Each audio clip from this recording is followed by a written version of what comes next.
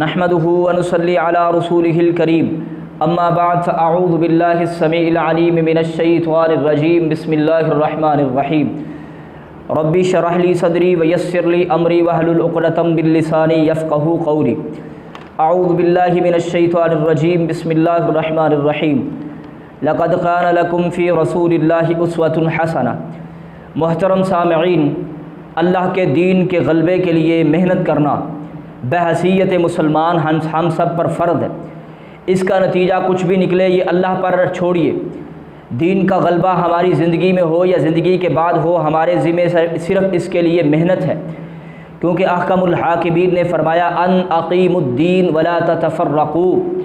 جس طرح کہ فرمایا اقیم الصلاۃ، اسی طرح فرمایا اقیم الدین، کہ دین کو قائم کرو، یعنی دین کا نظام قائم کرو، ولا تتفرقوا، اور اس معاملے میں فرقہ واریت میں نہ پڑو۔ آج انشاءاللہ ایک سوال کے جواب میں ہم نے یہ ویڈیو بنانے کا پروگرام بنایا ہے۔ کیا ہم کوئی بڑی غلطی کر رہے ہیں جس کی وجہ سے غلبہ دین کا کام نہیں ہو رہا، یا صحیح معنی میں اللہ کے دین کے غلبے کا کوئی رستہ نہیں نکل رہا؟ تو سب سے پہلے ایک بات ذہن نشین کر لے، اس کام کے لیے محنت کرنا یہ اللہ کی عبادت کا جو حصہ ہم سے رہ جاتا ہے، اجتماعی دینی ماحول نہ ہونے کی وجہ سے یہ اس کا کفارہ ہوتا ہے، یعنی جس ماحول میں ہم رہ رہے ہیں اجتماعی سطح پر وہ اللہ کے دین کے مطابق نہیں ہے، بلکہ اللہ اور اس کے رسول کے خلاف جنگ کا ماحول ہے۔ ہمہ وقت ہم اللہ اور اس کے رسول کے خلاف جنگ میں لگے ہوئے ہیں سود کی شکل میں۔ تو اس کا کفارہ ادا کرنے کے لیے ایک ہی صورت ہے کہ ہم اپنی ساری محنت کو، اپنے تن من دھن کو اللہ کے دین کے غلبے کے لیے لگا دیں۔ تو آج جو ہم نے سمجھنا ہے وہ یہ ہے کہ کیا ہم سے کوئی بڑی غلطی ہو رہی ہے جس کی وجہ سے ہم اللہ کے دین کے کام میں کامیاب نہیں ہو رہے، غلبہ دین میں کامیابی نہیں ہو رہی؟ تو سب سے پہلے اس سوال کا جواب ہے جی ہاں،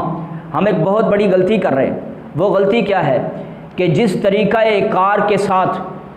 تاریخ انسانی میں سب سے بہترین انقلاب برپا ہوا ہے، یعنی جناب محمد الرسول اللہ صلی اللہ علیہ وسلم کے ہاتھوں جس انقلاب کو انسانی ہسٹری میں ایک یادگار کے نام پر رہتی دنیا تک قیامت تک کے لیے ایک یادگار سمجھا جائے گا، اس انقلاب کو کس طریقہ کار سے برپا کیا گیا، ہم نے وہ طریقہ چھوڑ دیا۔ یہ سب سے بڑی غلطی ہے،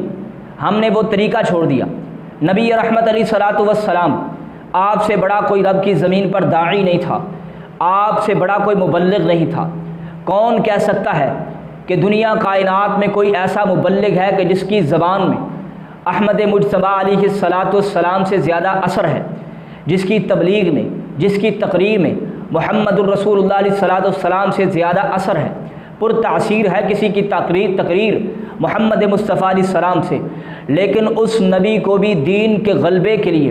بالآخر تلوار اٹھانا پڑی ہے اور کفار کی گردنوں کو اتارنا پڑا ہے، یعنی بالآخر تبلیغ کے ایک آخری مرحلے اور دین کی شہادت کے ایک آخری مرحلہ یعنی قتال کے مرحلے کو شروع کرنا پڑا ہے۔ ہم نے جب سے یہ سوچا ہے کہ تبلیغ کے ساتھ، دعوت کے ساتھ، ٹھیک ہے، بیانات کے ساتھ ہم اللہ کے دین کو غالب کر لیں گے، تب سے ہم ہر قدم ہر لمحہ دین کی سربلندی کے اس عظیم مشن سے پیچھے ہٹ رہے ہیں۔ صحابہ کرام نے اللہ کے دین کے غلبہ کے لیے اپنی جانوں کو قربان کیا،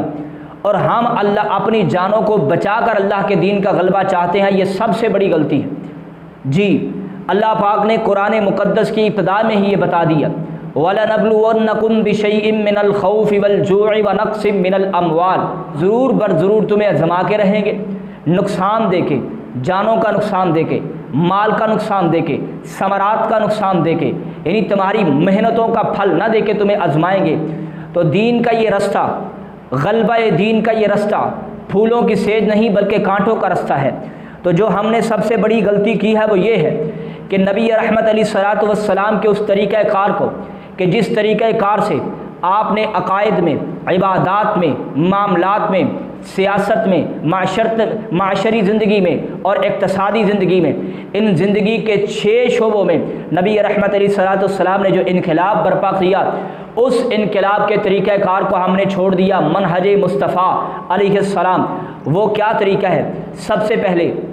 نظریہ، بہترین نظریہ، جو سب سے پاورفل نظریہ ہے، جو سب سے زیادہ قوت والا نظریہ ہے، نظریہ توحید، آخرت پر ایمان، اللہ کا خوف، دنیا کی زندگی کی حقارت اور آخرت کی زندگی کی اہمیت۔ اس نظریے کو نبی رحمت علیہ الصلوۃ والسلام نے لوگوں کے اندر، ان کے دل کے اندر ایسا اتارا، ایسا موجزن کیا، قرآن کی تبلیغ، قرآن کی دعوت کے ساتھ، تذکر بالقرآن کے ساتھ، تدبر بالقرآن کے ساتھ، تذکیر بالقرآن کے ساتھ، انذار بالقرآن کے ساتھ، نبی رحمت علیہ الصلوۃ والسلام نے لوگوں کے دلوں میں اس منہج، اس نظریے کو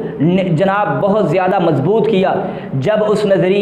جو لوگ اس نظریے پر جمع ہوئے، آپ نے ان کو جمع کیا، اور ان کو جمع کرنے کے بعد مزید ان کی جماعت کو منظم کیا، مزید ان کو منظم کرنے کے بعد پھر کفر کے اس نظام کے ساتھ ٹکرانے کے لیے آپ علیہ الصلوۃ والسلام نے اس نظام کو خود چھیڑا، خود اس کو چیلنج کیا۔ جب چیلنج کیا تو پھر آخری مرحلہ کون سا ہوا کہ قتال اور تلوار لے کر میدان جہاد میں اتر کے، میدان قتال میں اتر کے آپ نے اس دین کا غلبہ فرمایا،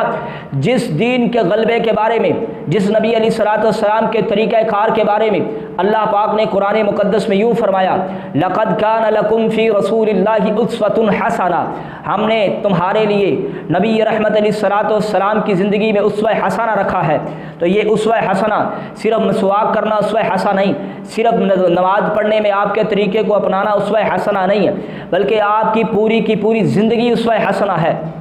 یعنی اس طریقہ کار سے اللہ کے دین کو غالب کرنا ہے، جس طریقہ کار سے نبی رحمت علیہ الصلوۃ والسلام نے غالب کیا تھا، جس طریقہ کار سے آپ نے اپنے جسم پر، آپ نے اپنے دل کے اندر کفار کی باتوں کو سن کے، صبر کر کے، جسم کے اوپر تشدد برداشت کر کے، طائف کے جناب بستی میں پتھر اپنے جسم پر کھا کے اللہ کے دین کا غلبہ کیا تھا۔ اللہ کی قسم اٹھا کے کہہ رہا ہوں، منہج انقلاب نبوی پر میرا یقین اتنا ہے کہ اگر کوئی بندہ اس بات کا دعویٰ رکھتا ہے کہ وہ اللہ کے دین کا غلبہ کرنا چاہتا ہے، وہ اللہ کے دین کی سربلندی چاہتا ہے، ہاں، دین کے غلبے کا مقصد کیا ہے؟ دین کے غلبے کا مقصد ہے عقائد بدل جائیں، نظریات بدل جائیں، عبادات میں تبدیلی آ جائے، معاملات میں تبدیلی آ جائے، سیاست اللہ کے دین کے مطابق ہو جائے، اقتصادی حالات یعنی اکنامک سسٹم جو ہے وہ اللہ کے دین کے تحت آ جائے، معاشرتی نظام اللہ کے دین کے تحت آ جائے۔ جب یہ 6 چیزیں ملتی ہیں تو پھر انقلاب بنتا ہے۔ اس طرح کا انقلاب جو ہے وہ منہج مصطفیٰ علیہ الصلوۃ والسلام کو فالو کیے بغیر نہیں ہوتا۔ ہاں، اگر کسی کی نظر میں نماز کی آزادی انقلاب دین ہے، کسی کی نظر میں حج کرنے کی آزادی ہے تو یہ دین کا غلبہ ہے، اگر کسی کی نظر میں جناب زکوٰۃ ادا کرنے کا ہمارا پورا حق ہے، ہمیں مل رہا ہے تو یہ جناب دین کا غلبہ ہے۔ تو اس طرح تو پھر اب بھی دین کا غلبہ ہی ہے، اس طرح کی سوچ نہیں ہونی چاہیے، بلکہ اللہ کے دین کا غلبہ جب تک 6 چیزیں شامل نہیں ہوتی، عقائد میں تبدیلی، عبادات میں تبدیلی، معاملات میں تبدیلی یعنی اللہ کے دین کے تحت آ جائیں، سیاست اللہ کے دین کے تحت، معاشرت اللہ کے دین کے ساتھ، اور جناب معیشت اللہ کے دین کے تحت آ جائے، یہ 6 چیزیں جب تک اللہ کے دین کے تحت نہیں آتی تو وہ انقلاب نہیں ہوتا۔ جب تک وہ انقلاب نہیں ہے تو پھر اسے کوئی بھی انقلاب کہہ نہیں سکتا، لیکن جب اس طرح کے انقلاب کی ضرورت پڑے گی تو پھر وہی طریقہ اپنانا پڑے گا جو نبی رحمت علیہ الصلوۃ والسلام کا طریقہ تھا۔ اچھا، یہ بات میں نے کیوں کی ہے؟ آج کل لوگ جو ہیں، بلکہ پورے کے پورے علماء کی جماعت الا ماشاء اللہ بہت کم ہوں گے، سب کا یہی نظریہ ہے کہ الیکشن میں داخل ہو جائے، اس جھوٹ کا پلندہ جو سیاست ہے اس میں داخل ہو جائے۔ ایک ہے اسلامی سیاست، اس سیاست اسلام کا دین کا حصہ ہے، جز ہے، ٹھیک ہے، اس کے بغیر دین مکمل نہیں ہوتا، ٹھیک ہے۔ تو لیکن جو آج کل سیاست چل رہی ہے جھوٹ کا پلندہ، اس میں داخل ہو کر کوئی بندہ اگر یہ سمجھتا ہے کہ اس سے دین کا غلبہ ہو جائے گا تو اس سے دین کا غلبہ نہیں ہوگا۔ پھر سوال کے جواب کی طرف چلتے ہیں کہ آج ہم اللہ کے دین کا کام پوری کامیابی سے کیوں نہیں کر سکتے؟ اس کی وجہ یہ ہے کہ ہم نے وہ طریقہ چھوڑ دیا جو طریقہ تھا محمد الرسول اللہ صلی اللہ علیہ وسلم کا۔ تو اللہ سے دعا ہے ہمیں اور علماء کی اس دور میں سب سے بڑی ذمہ داری یہ ہے کہ لوگوں کو سب پہلے تو اللہ کے اس نظام سے روشناس کرائیں، اور پھر اس نظام کو برپا کرنے کا صحیح طریقہ جو منہج انقلاب نبوی ہے اس سے لوگوں کو جناب ہم شناس کروائیں۔ تو اللہ سے دعا ہے اللہ ہماری زندگی میں دین کا غلبہ ہمیں دیکھنا اللہ نصیب فرمائے۔